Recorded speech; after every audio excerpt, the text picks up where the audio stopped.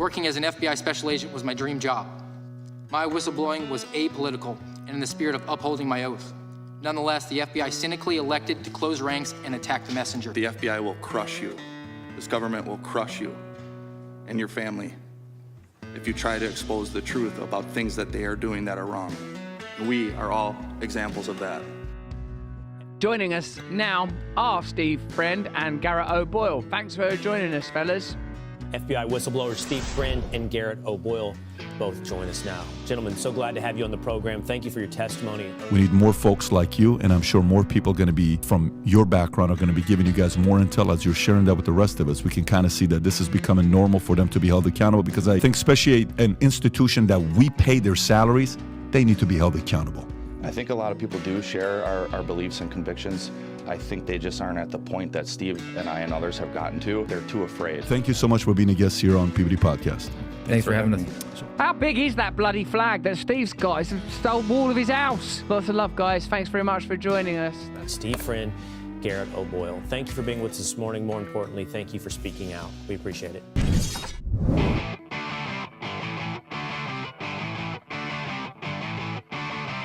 You're in the information age, but facts are in short supply. Reject the noise, ask bold questions, and pursue the truth with FBI whistleblowers and founding suspendables Garrett O'Boyle and Steve Friend. This is the American Radicals Podcast.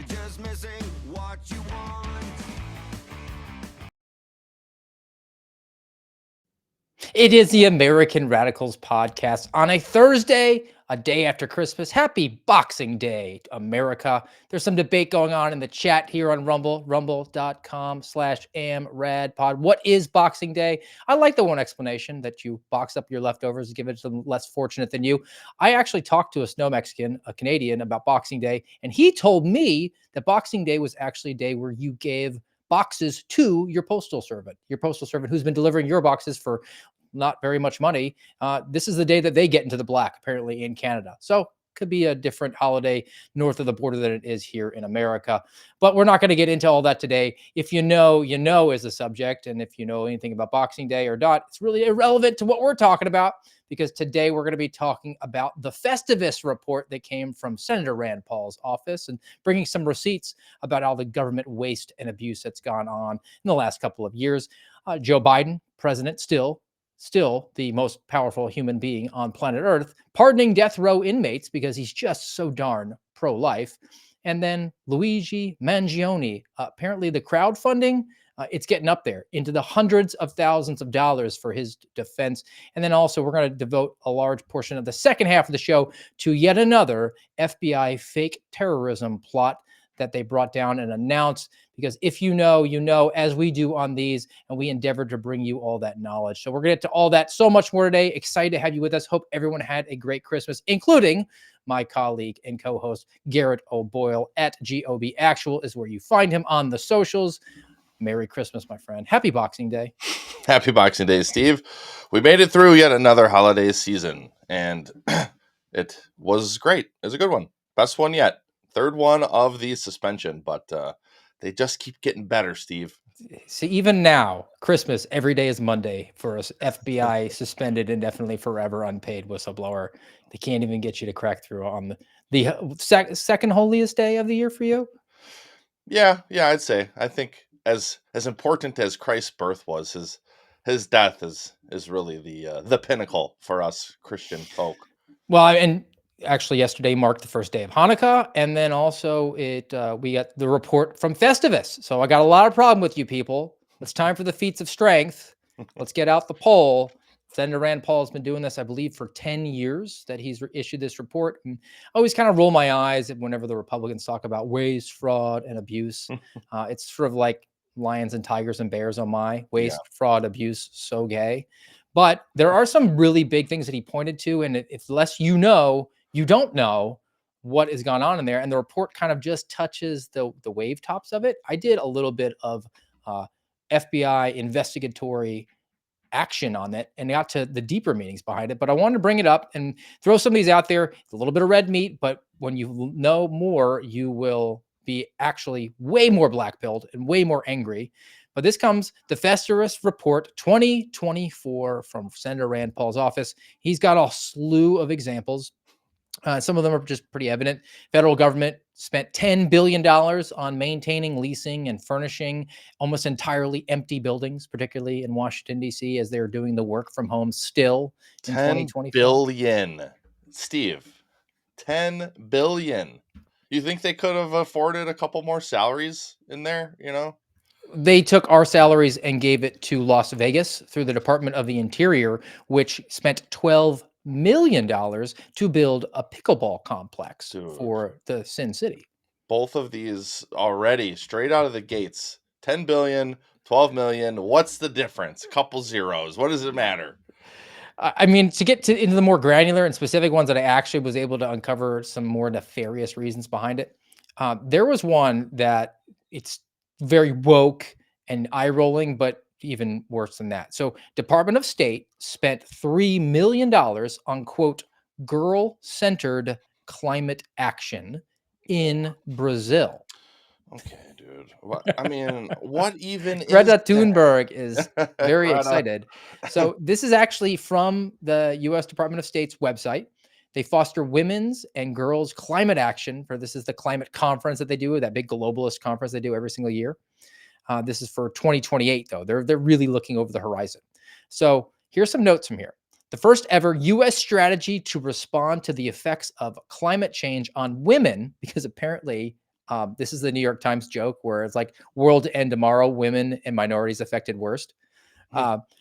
So this formalizes a two-pronged approach to the U.S. government efforts related to gender equality and climate change. We're going to marry these two things. So this is what communists do. They find the angry groups that have nothing in common, and they form coalitions between them. So angry feminists with half their heads shaved and people who think that the sun monster is going to get them. Nothing in common except they hate just regular people. So, but we're going to get a big collection of them so that they'll punish the people they mutually hate.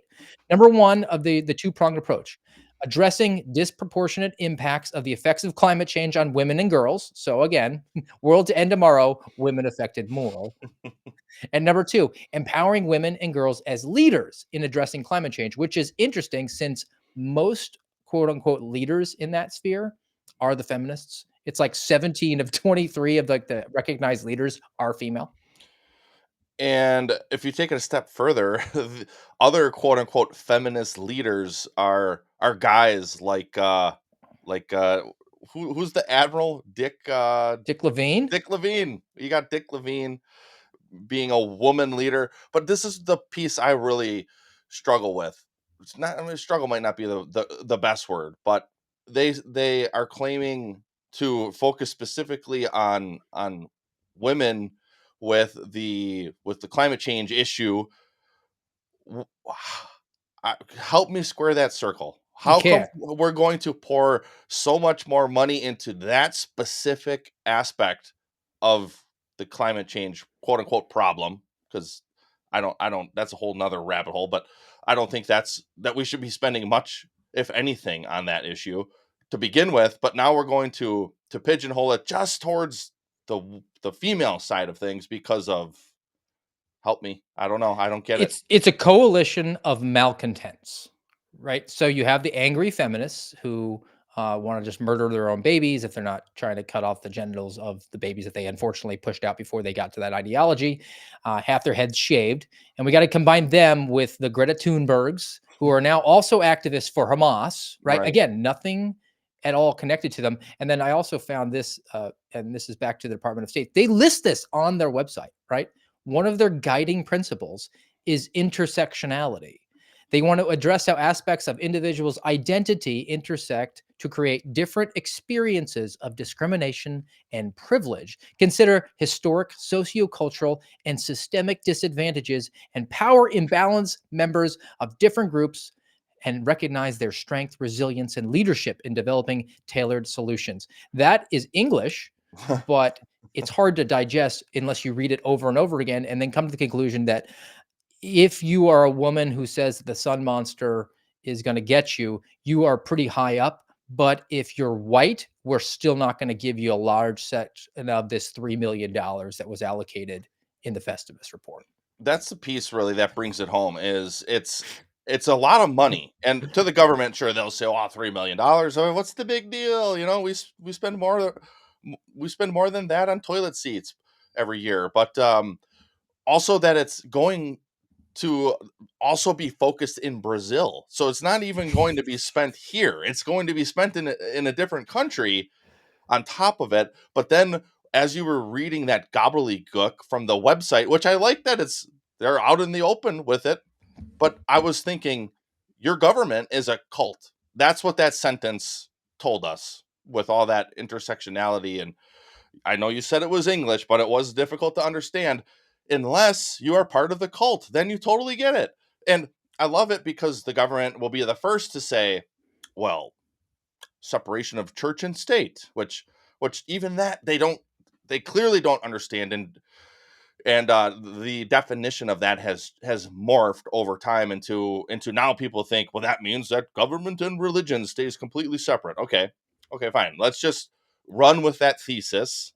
If that was the case, well, your government has jumped into the new religion, the new mob religion of intersectionality, wokeism, BLM.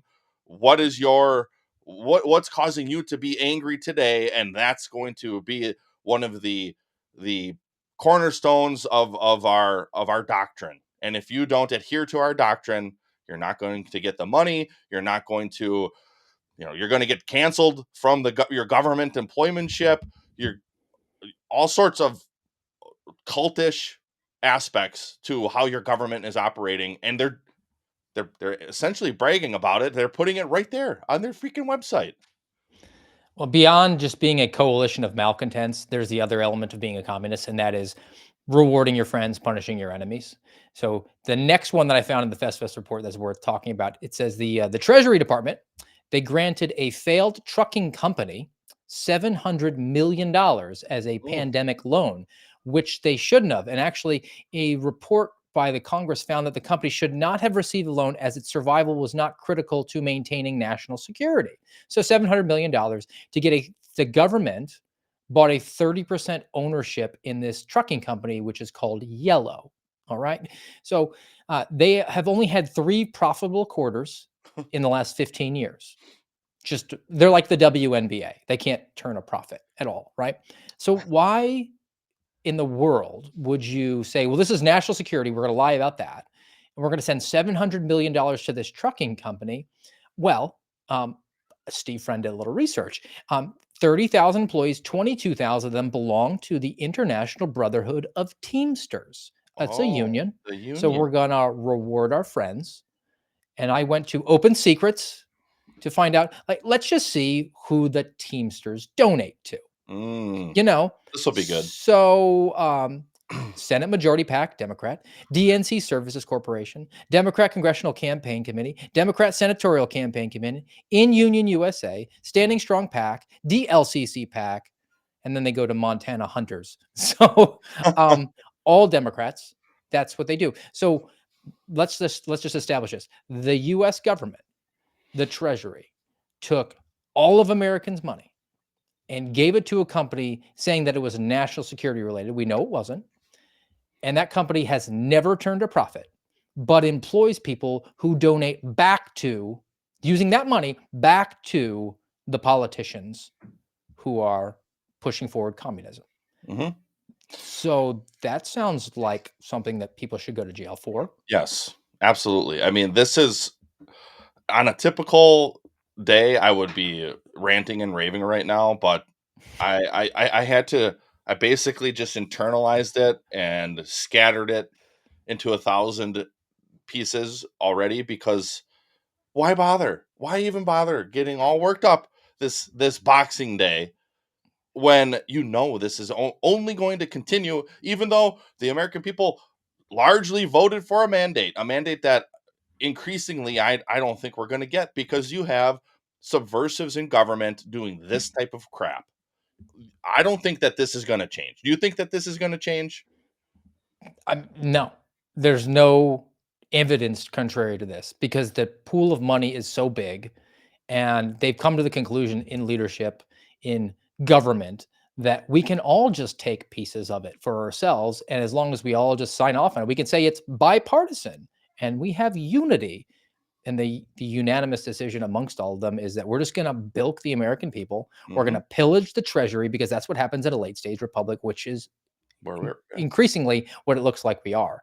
And we're a late stage republic that is sending money that we collect from the American people, or we borrow on the backs of the American people's children and grandchildren, so that we can do things like send $2 million to Paraguay for their border security. Oh, for their border security. Okay. We spent $4.8 million for Kyiv public affairs influencers. So we're going to go with Instagram influencers for Ukraine after we already sent them $174 billion. We're going to pay for their online personalities. Dude. Department of Agriculture spent $20 million for Fertilize Right Initiative, and that advances fertilizer use in Pakistan, Vietnam, Colombia, and Brazil. Something about Brazil, right? Yep. We just keep sending money there. And then this is the last You know one. what? I think you touch on something here with Brazil. I bet you there's more nefarious activity afoot. There's something going on there, because wasn't Brazil one of the countries? BRICS, it's the first letter. Yeah. So that's why this has happened. We're just trying to pay them off to maybe get out of BRICS. Yep. Come back into our good graces. We can't have you be one of the BRICS nations. Right. So I didn't know some of the stuff. I had to get myself informed so that I could inform the audience, particularly when it comes to like the Teamster unions on that yellow trucking company. But this one is definitely, if you know, you know. All right. One more thing on the yellow trucking. I love this. They claim the national security angle, which that's what they always do when they really want to hide things. National security, national security, national security. Sorry, can't talk about that. That's national security, man. National security. Hey, we said it. We said the phrase. We said the two words, national security. So, just keep spending. I just love that. And our government has been doing that for decades. It's a little off topic, but even take suspended FBI agents. You pick any of us, me, Kyle, Steve, Marcus, some of the other people nobody know about, like the Trump questionnaire guys, who we know, but they aren't public. But every single one of us suspended for some different reason. Every single one of us getting your security clearance suspended because of national security, even though not a one of us had an allegation lodged towards us that had anything to do with national security. But they said the words, they said them, national security. Hey, we invoked the national security phrase. So, hey, these guys are going to get suspended, and there's going to be no judicial review, no meaningful review whatsoever from the agency, from a judge, anywhere, because national security, just like the trucking company, national freaking security. Last one from the Festivus report from Senator Rand Paul. If you know, you know. The Agency for International Development, USAID, is spending $20 million on Alan Sim Sim. It's a new Sesame Street show in Iraq. Does that sound like CIA to you or not? 100%. How do we cover up our spooks? Yes. I don't know. We'll start Sesame Street in Iraq. If you know, you know. I mean, I was wondering why Cookie Monster was on the cover of the report when you first pulled it up, because I was like, oh, I knew immediately Sesame Street was coming into play somehow. I figured it would have been, I don't know, a couple $1 million for Cookie Monster to talk about grooming your children or something. But in Iraq, yeah, this is as good. Hey, I got an idea. Let's start up the Cookie Monster initiative there in Iraq. All right, okay. All right, let's move on to the Luigi Mangione. Luigi. And he is he's accused of murdering on camera in cold blood the United Healthcare CEO. And now we've got the cult of personality here that's starting to follow him.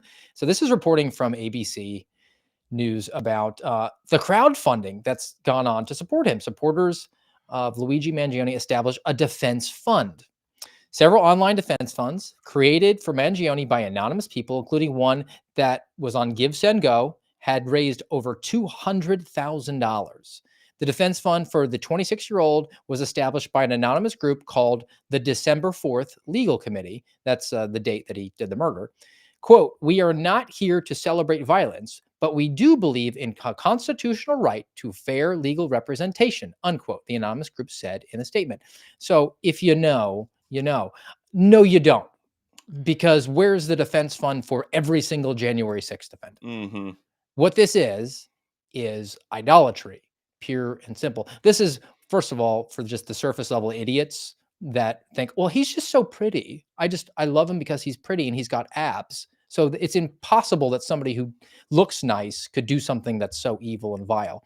But the deeper meaning behind it is it's an idolatry and it's a commitment to the real belief that I want somebody to go out there and do the most despicable, abhorrent, and evil things because it makes me happy to punish my perceived political enemies. Mm-hmm.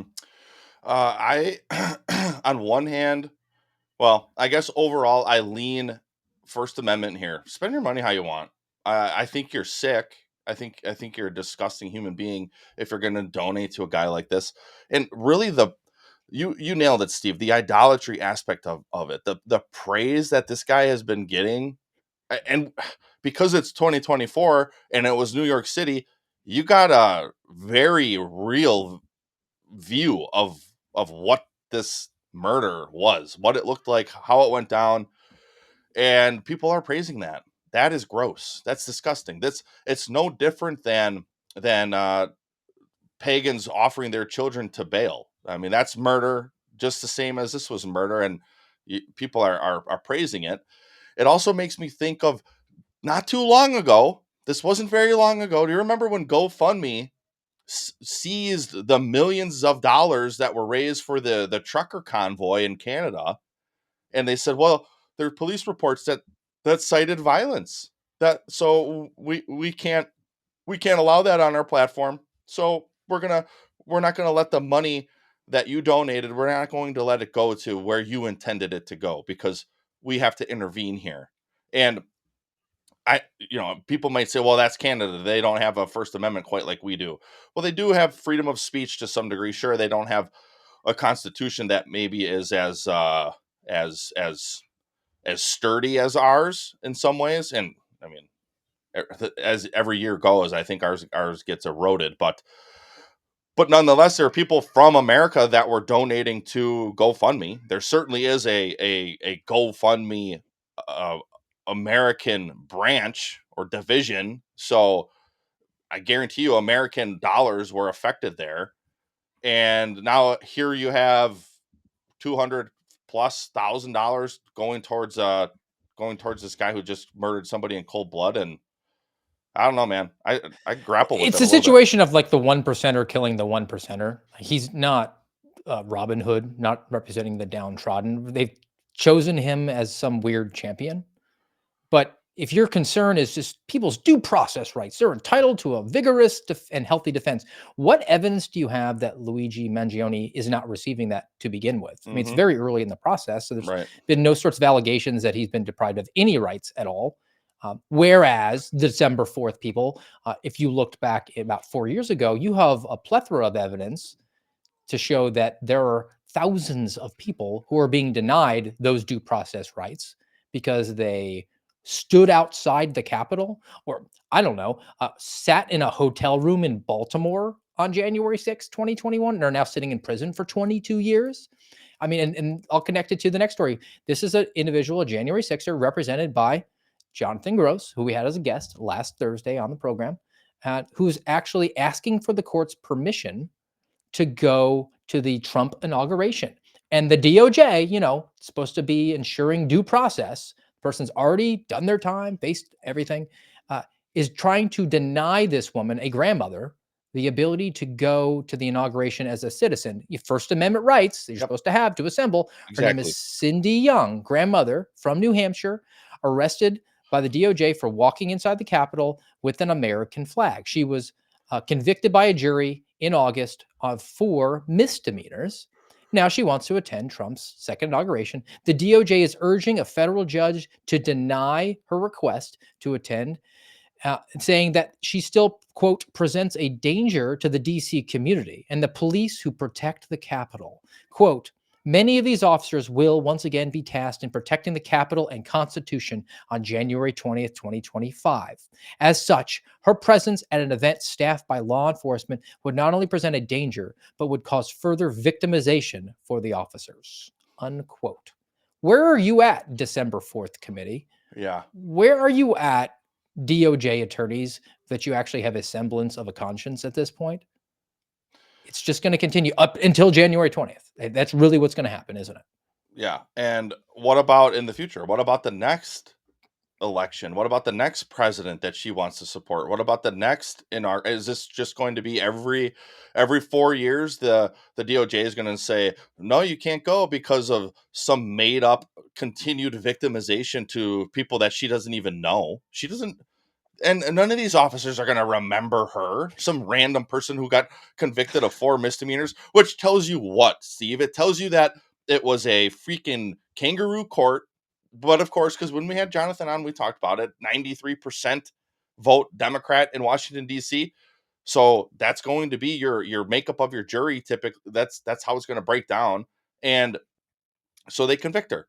And I bet you in a rational society, in a rational community, I bet someone like her with 4, and I don't know the case, but I bet you out of the 4 misdemeanors, I bet she would have walked either with no charges sticking or maybe 1 misdemeanor, because she's some relative, elderly woman who walked in with an American flag. No violence, because I guarantee you, if she did some type of act of violence on January 6th, she would have been hit with felonies, because that's how they've been doing it. So, Yeah, so she got the enhanced treatment of giving her misdemeanors because she didn't commit any crimes at all. and So if you now, know, you know.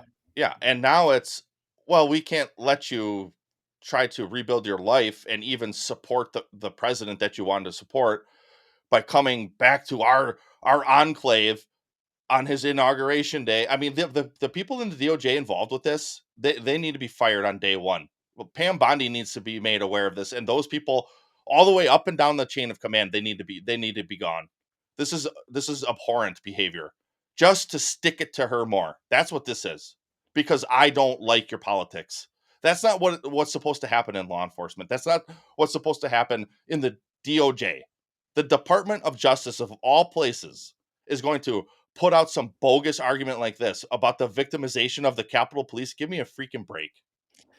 This is them saying that your ideology, the who you are is not welcome in our system. You're Mm-hmm. not entitled to the same constitutional rights. We don't want you in our system of government, and we don't want you in our geographic vicinity. We own this city. This is our house. You're not allowed to come here. That's what the US government's saying here. Mm-hmm. They've made the process the punishment, and they've continued to do it. And there are no indications that they're going to stop other than some sort of executive action, which who knows if that's going to happen. I mean, and look, they'll connect it to Joe Biden, right? And we don't know. And I think we're fairly certain that Joe Biden did not pardon 37 people on death row, right? He didn't Right. commute those sentences because he's not a functional adult at this point. But I think if you know, like this is what happens in communist dictatorships. They just open the prisons. Mm-hmm. This is them saying, we hate the citizens. We want to punish the citizens. We want them to know that we have ultimate power, and we need to use proxies and reward people who did evil things. Then we're going to do that. And we don't care. It doesn't matter what the public believes. The public perception, the polling of this is in the toilet, and they don't care. And Joe Biden says, I'm very pro-life, even though I want to murder every single baby. So this comes from New York Post, and they do a pretty good job. And I know a friend of ours, Brianna Morello, she basically summarized like every single one of these death row inmates who Oh, I were saw that. Yeah. commuted. And there's just a few of them who are listed here by the New York Post. Thomas Sanders, 2010, kidnapped and then shot a 12-year-old 4 times, cut her throat in Louisiana, days after the girl watched as he murdered her mother on a road trip. Oh my gosh. So that's guy's going to get life, right? Anthony Battle, murdered an Atlanta prison guard with a hammer in 1994. 94, 30 years ago, Yeah. while serving a life sentence. So, the proof of concept here is you can give him a life sentence and he won't be a problem anymore. No, he was already on a life sentence. He was on a life sentence also for raping and murdering his wife, a U.S. Marine. Jorge Avila Torres sexually assaulted, stabbed 2 girls, ages 8 and 9, and they'd been riding their bicycles in a neighborhood of a suburb of Chicago, 2005. 4 years later, he strangled a naval officer. The 3 people who avoided or were not granted the commutations from Joe Biden, and again, it's like the directive from the State Department when it comes to intersectional being one of the things that are driving them. See if these stun you here, Garrett. The 3 men on federal death row who did not get commutation were the Boston Marathon bomber, Tsarnaev. We have Robert Bowers, who killed 11 at the Pittsburgh synagogue, and then Dylan Roof, who killed 9 at the Black Charleston churchgoers in 2015. So we're just going to play intersectional politics. Yep. Who cares if a Marine gets murdered or throat slashed, or a prison guard gets his head bashed in, or girls get murdered and one of them had their eyes jabbed out. Okay. We're really worried that we're going to lose the black vote. So we're not going to give that pardon to Dylan Roof. We're kind of hemorrhaging too many of the really overtly religious Jews, not just the culturally ones. So we're going to make sure that the Tree of Life Synagogue, we'll keep that. And Boston Marathon, are you kidding me? I mean, that's the national security. We can't afford to give that up. We have to make sure that we can still pull the Nikki Haley's over. This is horrifying, is what this is. And I think of just some of these examples you listed. If anything, what these people have done is an argument to me, actually, at least, and probably to many other people. But I say, get rid of commutations altogether, and how about we have enhanced death penalty, where you don't get to sit on death row so long. You need to die sooner with these type of horrifying crimes that they've committed. I mean, you're going to kill a young girl's mom, and then eventually kill her too. Like, and now you're going to now you get to live. Sure, you get to live in a cell in a prison, but you get to live.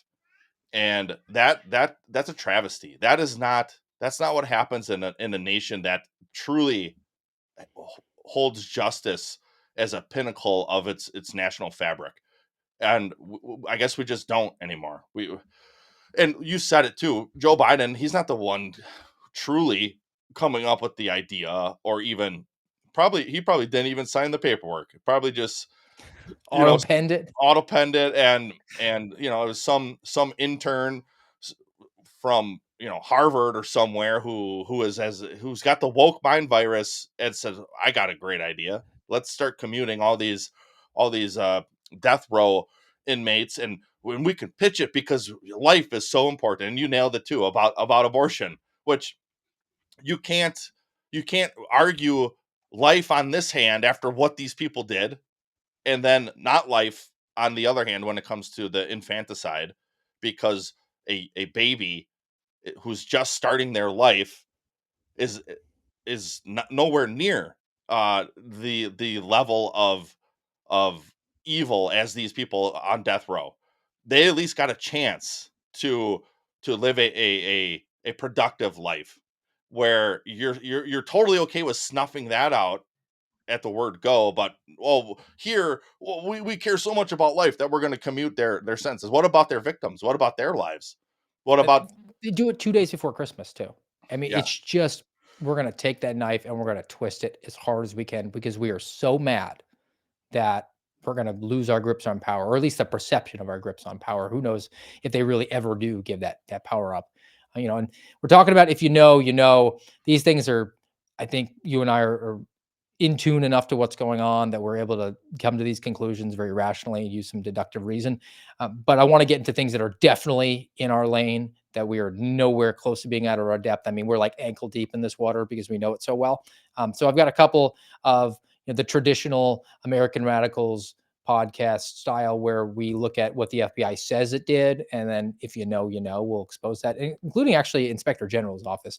But before I do that, we had some rumble rants come in at the end of last show and we had another one come in today. So let's throw them in right now because I want to make sure that we don't overlook those on the way out. So guys, really generous of you, and we really appreciate it.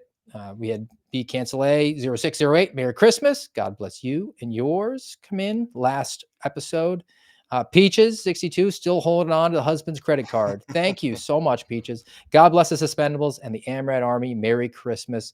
And then just a little while ago, Lemon Zinger. Merry MAGA Christmas, RSF and GOB, and a MAGA New Year. I'm going to have to come up with like challenge coins and call them RSF tokens. Yeah. I'm just thinking of some merch There that we I could go. maybe You know push what? out. You could be like the Hawk Tua girl and come up with a meme coin, RSF, and I wanted memorabilia and you went to crypto. That's interesting. All right, let's go to this one. We don't have to belabor it too long. I've actually got a news report because it's not just our own interpretation. It just took a Google search for me to figure it out.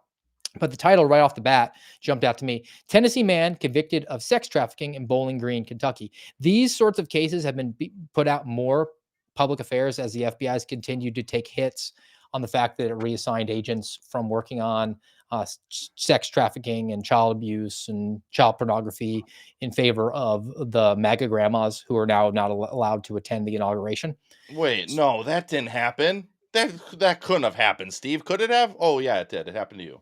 The details here are pretty abhorrent. You know what went on. I mean, I'm not going to be too descriptive, but instead I'm going to use the officials' statements from here, and two of them are. So Kristen Clark, who is the assistant AG for the Civil Rights Division of the DOJ, she also stabbed her husband and lied to the Senate when she got confirmed.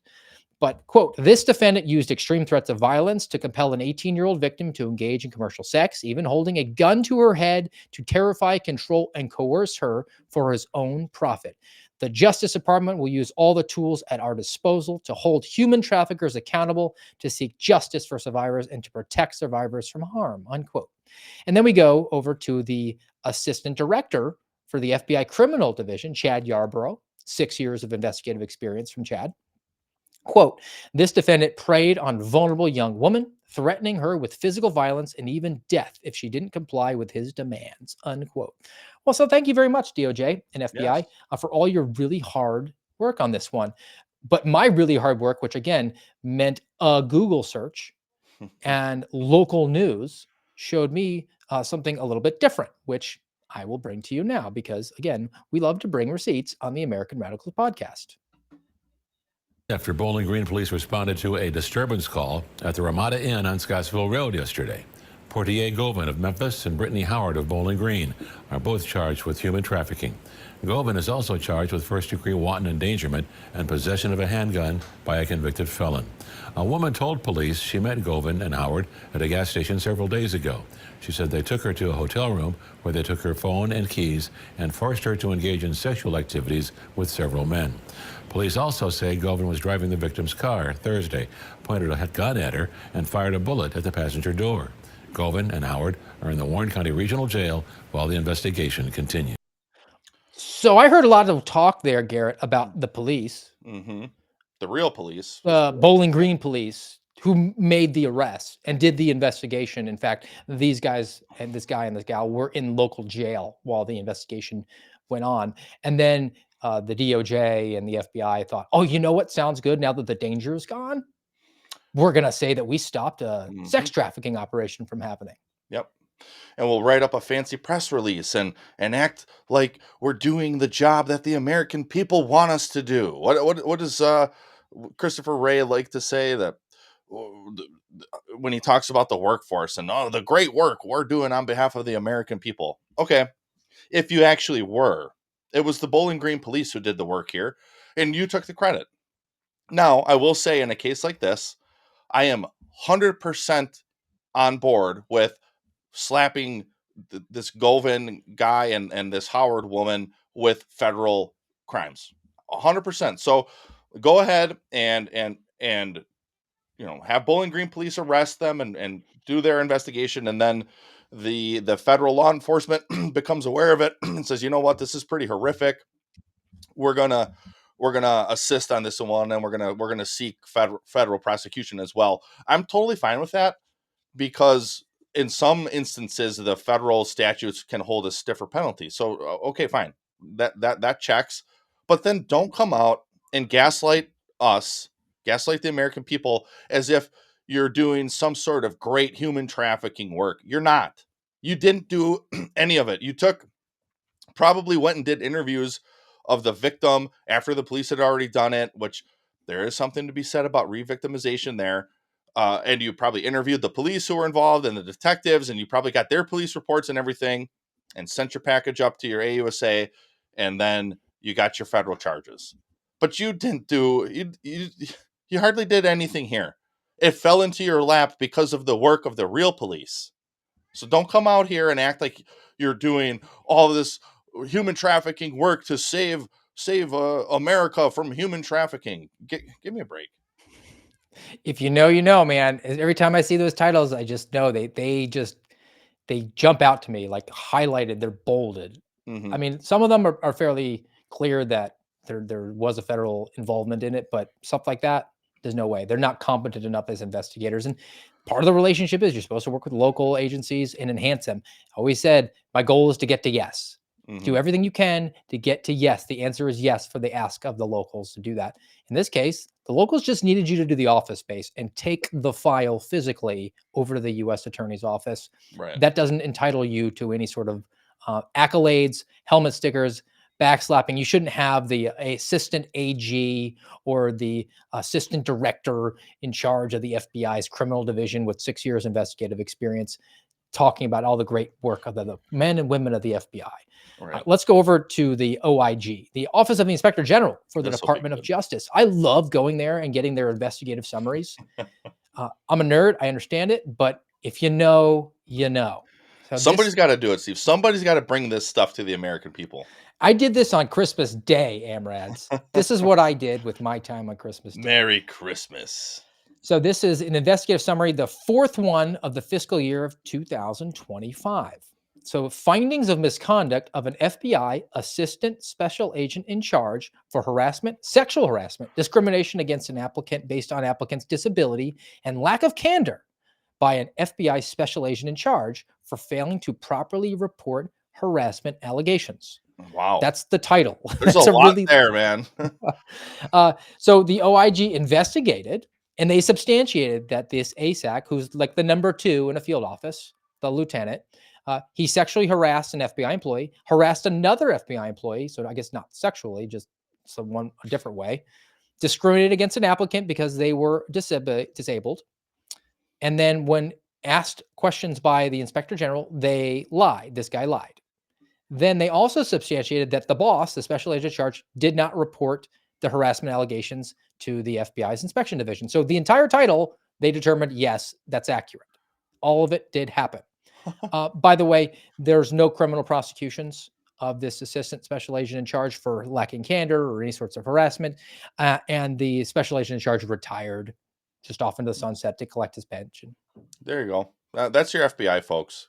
I know people like to say, "Oh no, it's just a couple bad apples at the top." Not my experience. And then you get examples like this that are even worse, even more egregious.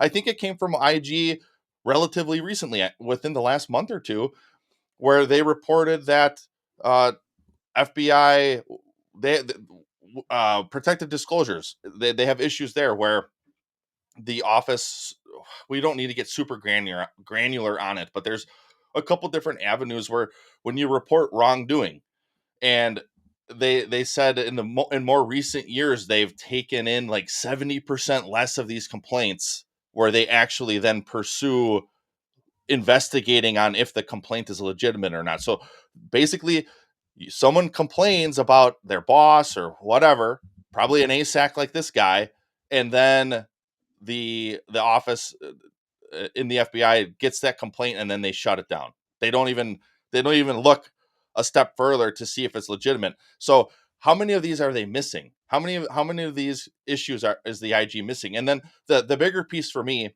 is the character flaws with this ASAC. This person should never have been hired because this person was always this way.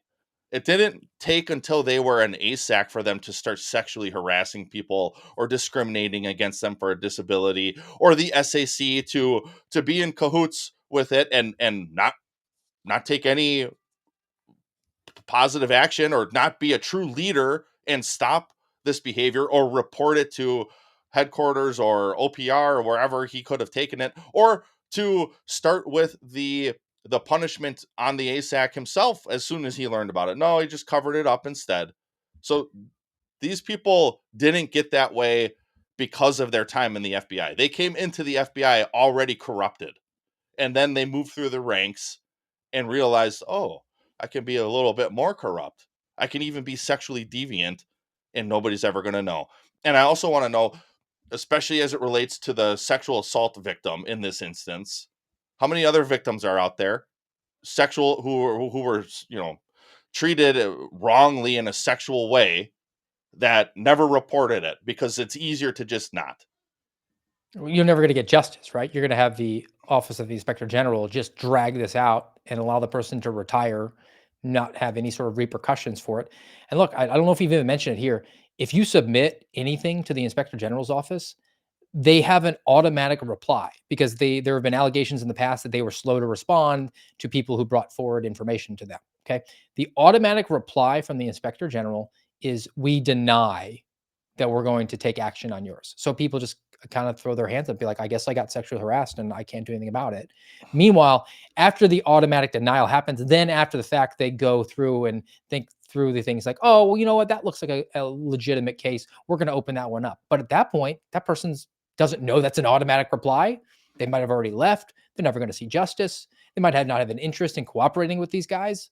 That's done on purpose. There's the real reason and the right reason. The right reason is the right reason is bad. It's that we don't want to be accused of not taking action, so we just put an auto reply on there. Right. That's garbage. But that's the right reason. The real reason is they're hoping that these are going to go away. They're just not going to have to address it, which is what we've seen repeatedly from the Inspector General's office, which is why they take 2 years to come out with a report about Garrett O'Boyle and say, it probably is wrong to have somebody wait for 2 years to have any sort of justice adjudication. Right. Thank you very much, Michael Horowitz, you feckless loser. Yeah. Right. That's the other piece with this IG report. Did they even say? Because they typically don't say when these things happen. For all we know, this ASAC could have been sexually demonizing someone in 2018, and they finally finished their report now. Who knows? Because they don't always. There's no specificity on the timeline, no specificity on the individual named. I mean, they have to keep it anonymous. I don't know why. And that's the piece too that I was just going to say as well. Name these people. These people should be named. They are government employees. They don't have an expectation of privacy to their name, and so the IG's office should start naming these people. And then on top of it, where are the charges? Where is the FBI agent or even the IG investigator going to, say this happened in Wichita where I was? Why are you not walking across the street to the sheriff's department and saying, we need it's all one way, man. We want your stuff. We're not going to bring you any of ours. Right. Because this type of person should be charged at the state level for sexual harassment or even just the discrimination to the disabled person who was trying to get hired, who was trying to get a job. That's illegal. That's a crime. So where are the charges on this? Not going to happen. You're not going to see them. Well, where you will get charges is in the final story of today, which I want to take a little bit of time for, and that is the FBI's Joint Terrorism Task Force just doing yeoman's work. And I saw this story a week ago, and I right away, if you know, red flags all over this one. And thank goodness I know people who have PACER access and can get me at criminal affidavits. But let's first start with the local news report. This comes from the Smithfield Times. Federal officers descend on Foursquare Road home. Property owner arrested on weapons charge. Okay, I like this tier right off the bat. Federal officers descend. Do they? Did they really? They descended. Interesting that it's a weapons charge, which isn't terrorism. Again, why is the Joint Terrorism Task Force doing that? Because they're just looking for any charge they can. Yep. But first, a couple sentences of this, and then we'll get to the actual affidavit. An Isle of Wight County man faces a federal weapons charge after authorities swarmed his home on Foursquare Road following a near 2-year investigation by the JTTF. His name is Brad Kenneth Spafford. He's 36. He's charged with violating the National Firearms Act by possessing a short barrel rifle, according to a criminal complaint supported by documents filed December 10th in the District Court for Eastern Virginia. Reliable apparatchik of the state, Eastern Virginia. So, Garrett, I have it as a PDF for the affidavit, but I think it's worth just going through a little bit of it. For sure. And I know the American Radicals podcast is nerdy enough like us that they'll appreciate that. So let me just read a couple segments of it and we'll say what really happened, because if you know, you know. Let's start actually before, though, the details of who is writing the affidavit, the affiant on this. This happens to be a task force officer. It's a detective from the Suffolk Police Department. And she's working with the Norfolk FBI office, their JTTF. Yep. All right. So, Her name is Rachel Ann Cardwell. Rachel Ann Cardwell. Hey, we got a name. How about Rachel Ann Cardwell, who you should know joined the police department in March 2009 and was a detective by 2011. Sounds like a 30 by 30 initiative, but that's her, right? She talks about how great she is and wonderful and fantastic, and she knows all these things about terrorism. Now let's go to the actual facts. How does she know these things, Steve?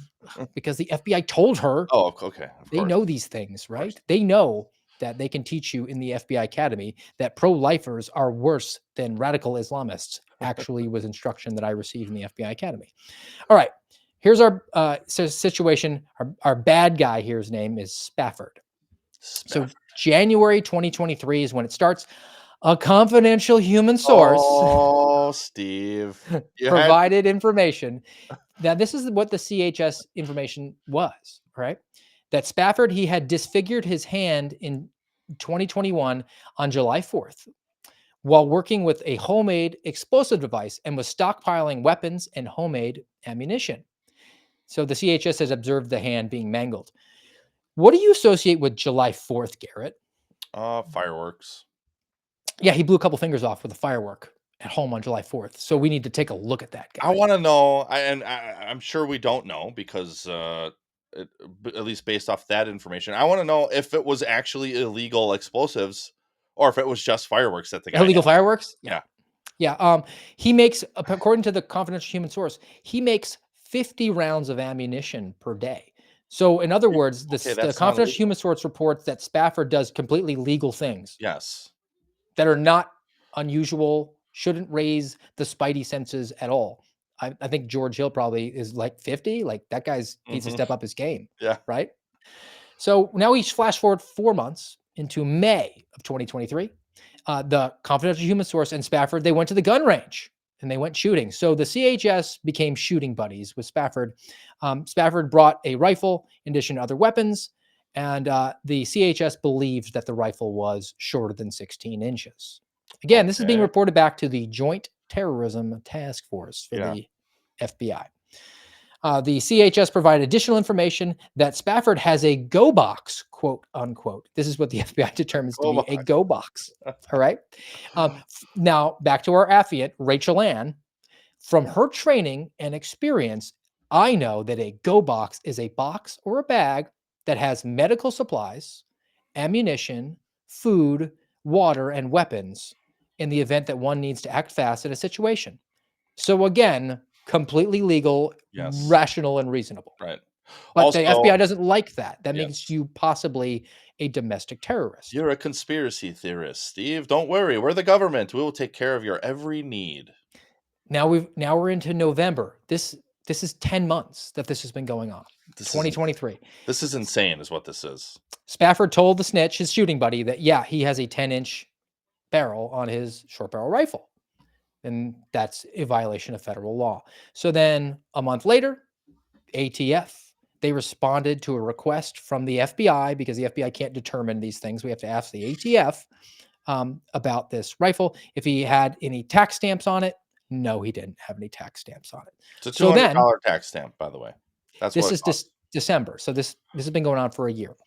The next paragraph is October of 2024. They didn't take action on this violent domestic terrorist for 10 months. Why did they wait so long? I don't know. Oh, they don't tell Maybe it us. just sat idle Yeah. and they waited for directives. We got to keep the case open. So the CHS met with Spafford at his house, and they, what they did? They said, it's not enough. We got to get him to admit that he knows that this is 10 inches and that he's doing it on purpose, right?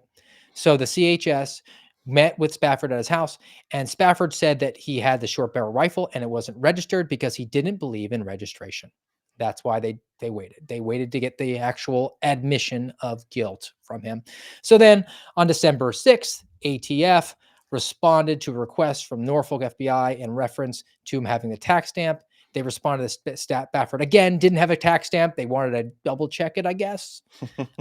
They photographed the rifle and the go box. This is what they got. Let's say, so November 20th, a photograph of the short barrel rifle from the go box was sent to Agent Megan Shoemaker, who is an FBI special agent with the ATF. So she's tasked over to the ATF. Mm-hmm. And she advised, based on her training experience, this appears to be a short barrel rifle. I don't think you even need training and experience to determine that. So they charged him. That's it. They sent a SWAT team to his house. And the news reports actually talk about hearing booms at 6 o'clock in the morning. Yeah, they flashbanged his house. Yep. It's just for those who aren't yet tracking, this is the playbook that we've talked about. It wasn't even an entrapment either. Yeah. Just admit that you have something. Yes. Oh man, I don't even know where to start. CHS, SBR, fireworks. There's so much here. But I'm also left wanting, Steve, because okay, the guy is anti-registration. You know what? I am too. Okay, I am too. I think that's an infringement on our Second Amendment, but it's where we're at. A case like this that what was the total? Nearly 2 years that this went on. So nearly 2 years they had this case open. They had a CHS into this guy who has a mangled hand from fireworks. They're putting all sorts of legal activity into the affidavit, which makes no sense. An affidavit is supposed to be how you've established probable cause for the crime that you're seeking to arrest this guy for, or for the search warrant or whatever you're an affidavit, you're an affiant on, is you just put the facts as you know them that establish your probable cause. So why is all that other crap in there? I don't know why. I can't tell you why, because I wrote affidavits that were like that, and I always thought, why am I putting so much in here? But then in AUSA or my boss or whoever, just keep loading it up. Just keep loading it up with all the information you have. Why? That's not how I establish my probable cause. But anyway, load it up with information about the person engaging in perfectly legal activity that's not nefarious or suspect at all. Right.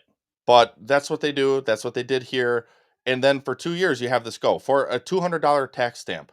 How about an FBI agent and an ATF agent do a little bit of surveillance on this guy, or get a tip from the CHS of, I'm going to, or even coordinate with the CHS. Hey, go out to lunch with the guy, and then we're going to intercept you and just interview him and say, hey, we know you have this SBR. So we're going to go get it and you're going to turn it over to us, or here's $1,000 fine and you get to keep your gun. I don't know. There needs to be a better way than sending a SWAT team 2 years later to kick the dude's door in and arrest him for an SBR that he had, where he had no other criminal behavior, none that they included, and he's got a mangled hand and he didn't pay for the $200 tax stamp. That's it. There's so much IYKYK on this. Yeah. It's crazy. Like the fact that the Joint Terrorism Task Force is not going after a terrorist, right? Because they have to justify their existence. They have to get an arrest to justify having a case open for 2 years. There's the fact that we're revealing how the government views perfectly legal activity, something that they want to investigate, right? That they took information from a snitch who said that guy lost a finger from a firework, and well, you know what that probably means? He probably likes America. We're going to go after him for that. Right. And it's justified to send a SWAT team to his house because he has firearms. You mean the guy who's not a convicted felon who's allowed to have firearms? Yeah. That's part of the SWAT matrix. Right. If you have a firearm, the FBI can send a tactical team in a Bearcat to flashbang you. And that's what they did. That's what they did here. That's what those banging noises were that the news reported. And it's I love this too, because here you've got some TFO. This what was her name? We need to say her name again, because she needs to be named. But you have her with the mangled hand guy, and she's looking at him like he's an Iraqi IED maker who harmed his hand building IEDs, and it's like, no, he hurt himself with fireworks. Rachel Ann Cardwell, Suffolk Police Department. Everybody involved, Steve, Rachel Ann Cardwell from Suffolk Police Department, and everyone else involved needs to have their security clearance suspended, is what I think. All right, man. That's going to get us to the end of the IYKYK show. If you know, you know. But what I do know is that Garrett's going to have a great perspective for us. And I also know that I have a really fun palate cleanse. So take it away, sir. All right. So we're going to the Torah, as it were. Oddly enough, Steve and I were talking a little bit before the show about the first handful of books in the Bible. And when we were talking about the commutations, I guess it popped back into my head. So here in Genesis 9, very simple today, Genesis 9, verse 6, whoever sheds the blood of man, by man shall his blood be shed, for God made man in his own image. And really, it's that simple. You got, and we've talked about it, so I won't hammer it, but you got Joe Biden. We know it's not really him, the human Roomba, but whoever on his staff doing these commutations of these wicked, vile, murderous, disgusting excuses for humans, and saying, well, it's because of life. It's because we love life. No, we've had the mandate since essentially the beginning of time that if you shed man's blood, if you kill someone else, then you will also be put to death. And I'm here for it. I think we need to get rooted back in proper justice, which doesn't include commutations like that. I got fired up, maybe more than people realize, but I was steaming inside when you were giving some of the examples of those people. Well, let me see if we can sort of give you a release valve. Everyone is kind of cooped up with the kids today. If they got young ones, you got young ones, so do I. You got girls. This is a really good idea. This is a dad pranking his daughter. So if you guys need something fun to do today, make sure to give this one a try. I'm gonna get it wiped up before you stab me. Alright? Now I'm gonna wipe it up, and you have to stab me before I wipe it up. You ready? Uh-huh. You sure? You ready? Yeah, I have to hit his hand. Okay, you hit my hand. Are you ready? Are you ready? Are you serious?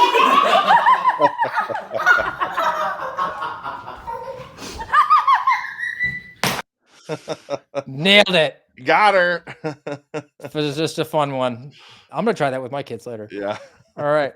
Well, I hope everyone had a great and Merry Christmas. Hope you have a good Boxing Day, whatever you believe the actual origin of that story is. We're grateful that you spent some of it with us today on the American Radicals podcast. Back with you for the finale of our retrospective on Saturday at 10:30, looking at the news stories from the final 4 months of 2024. Looking forward to that one as well. Thank you again for all those who gave us a Rumble Rants today. And guys, have a great day, and we'll see you back here on Saturday.